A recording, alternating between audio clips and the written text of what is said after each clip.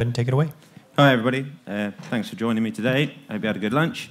So, as well as contributing to the Nordic APIs blog, I am also an advisory board member at Arvata, and it will become clear during the course of this talk, hopefully, what Arvata is and what it's all about.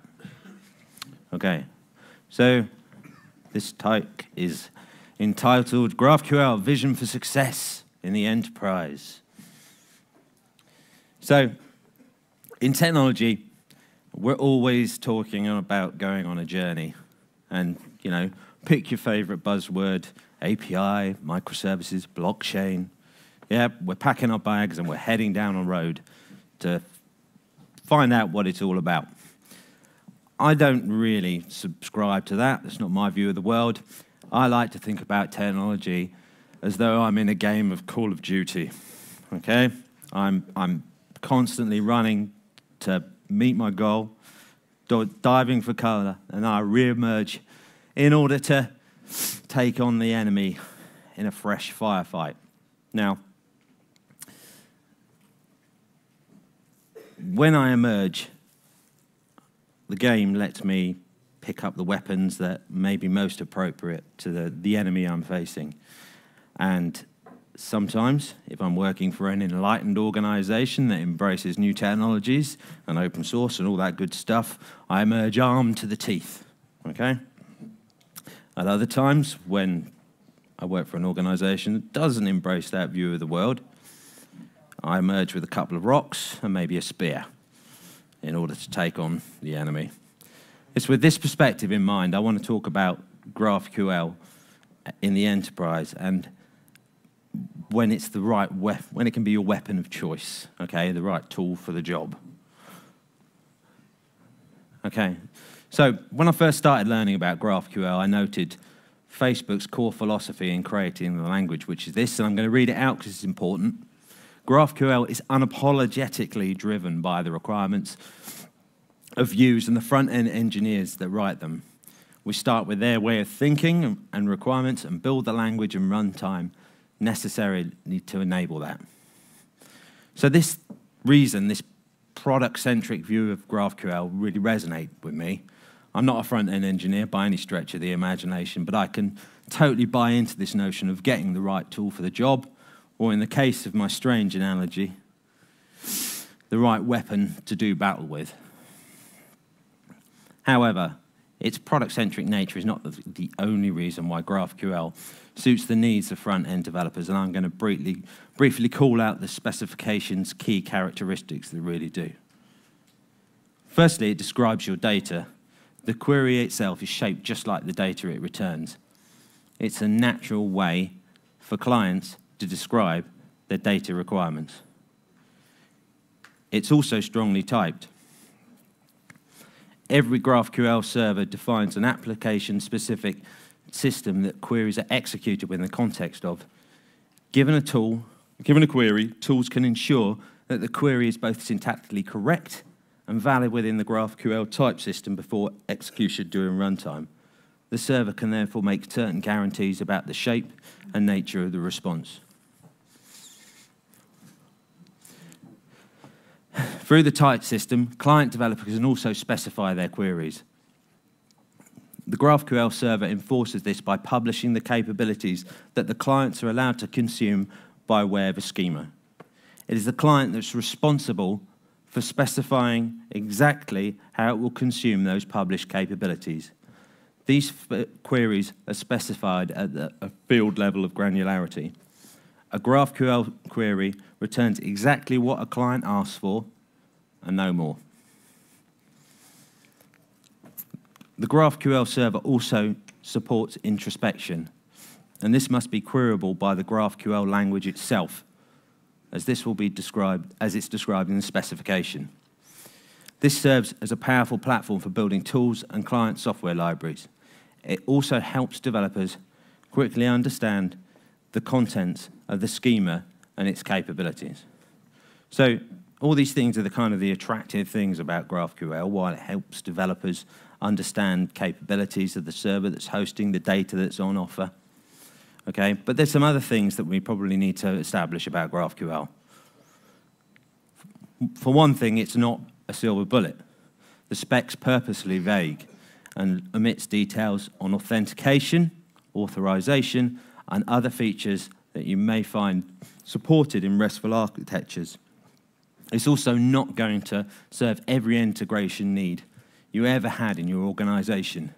You need to consider what your enterprise data model looks like and how you might interpret this into a graph for the benefit of your developer community.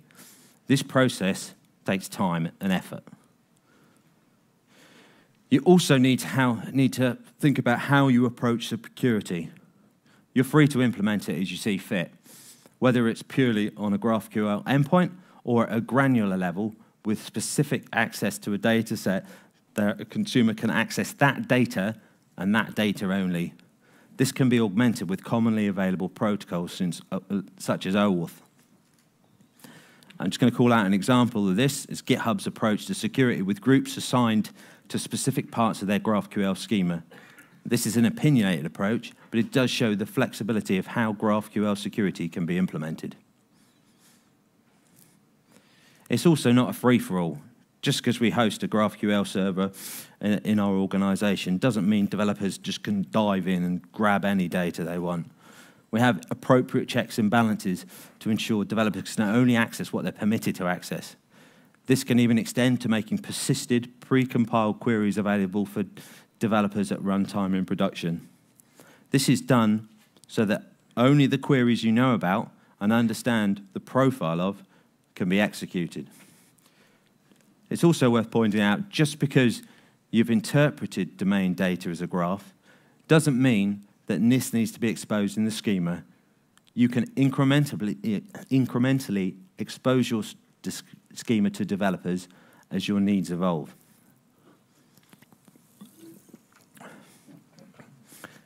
GraphQL is also not necessarily a replacement for anything you've done already.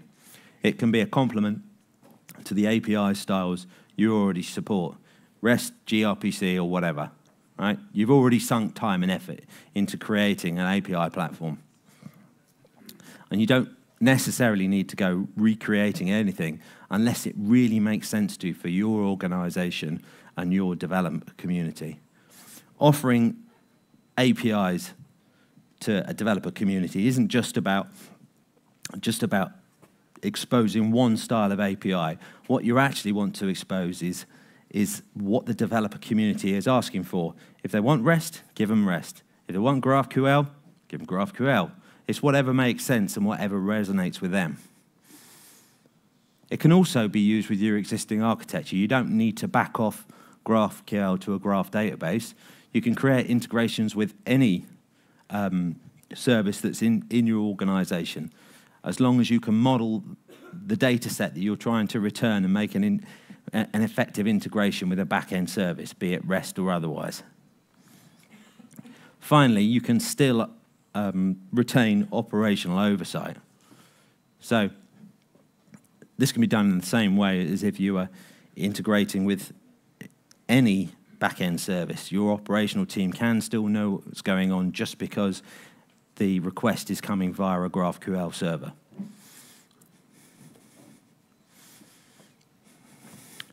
So it's Arvata's position that GraphQL is an enterprise technology, okay?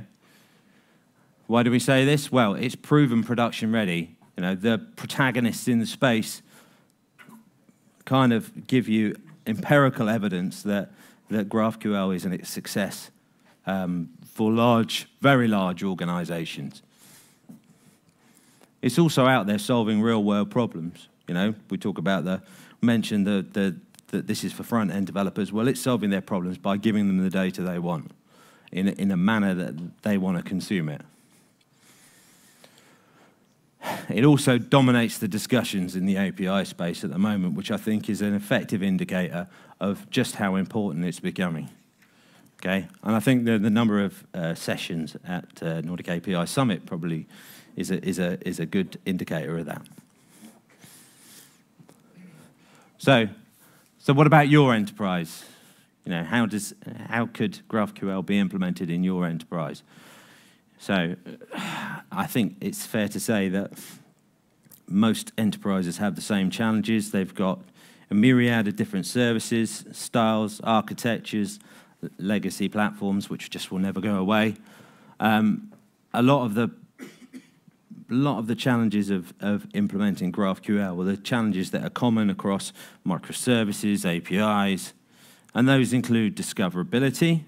So how do I know what the source of truth is for any service?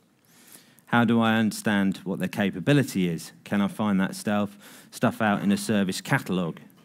You know, how do I know how to connect to them at runtime, where they're hosted, what credentials I need to access them? Security. How do I integrate across many different styles of security, protocols, esoteric approaches, which are often driven by partners, vendors, customers, regulation, and technology choices? How do I integrate with existing services? How do I orchestrate calls from a GraphQL server down to the back end, whether it's a message-based queuing system, whether it's a HTTP endpoint, if it's got different styles of encoding, if it's synchronous or asynchronous? How do I effectively do that and still come up with a result for a consumer of the service? What am I doing to monitor, support, and understand how services are being used within the enterprise? What's actually happening with those at runtime? And especially, what's the impact of exposing services externally, and how do they impact existing service consumers?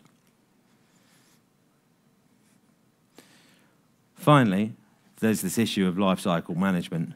How do we understand the services that we've got, how they've been created, documented, supported, versioned, provisioned, deprecated, and how do we do all that effectively?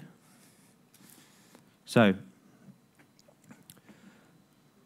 most of the challenges in the enterprise are the challenges that are common regardless of whether we're exposing a REST API or a GraphQL API.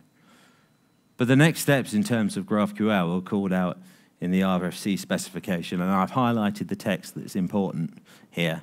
To enable that experience, there must be those that build those services, servers and tools. Arvata's position on this is that we need to address these concerns and build the tooling, or back to my analogy, the weaponry, that we need to address this in the enterprise. We recognize the fluidity in the discourse. Everybody has a different solution for how they want to build their architecture incrementally, be it microservices or something else, okay? And different organizations are at various stages in their enterprise architecture strategy in moving away from monolithic applications into the microservices world. So, Arvata believes that adopting the right tooling in order to provide a GraphQL server involves reusing some of the capabilities you may have already. And we see the API gateway that you may or may not have in order to provide services to your REST clients as being the perfect place to provide a GraphQL server. The reason for this is that you can leverage many of the capabilities that the API gateway already has. Many enterprise API gateways support discoverability. You can integrate them with service catalogs, be it console or whatever. They support a myriad of different security protocols: OAuth, SAML, OpenID Connect, your special variant of security that's been built in your bank 15 years ago. Well, it's probably 50 years ago, actually. They support integration with existing services. So, orchestrating calls or choreographing calls from the API gateway down into back-end services across different layers of transport, across different encoding mechanisms. They support analytics, getting line of sight on who's actually calling your endpoints and what they're actually doing. And they support lifecycle management. And in the GraphQL world, this could even be extended to creating marketplaces around persisted queries. So all the capabilities of the GraphQL gateway the API gateway can complement what you might want to achieve in deploying GraphQL. So, just to give you some visibility of the approach, okay, we've got users, apps, and services, and they're interacting with your existing API gateway. What Arvata brings is a runtime configuration that serves a number of purposes.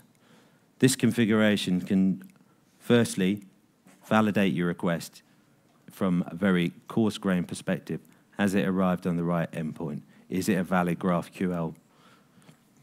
Is it authenticated? Is the consumer authorized to make this request? Has it made an introspection request? Does this endpoint support introspection in this environment?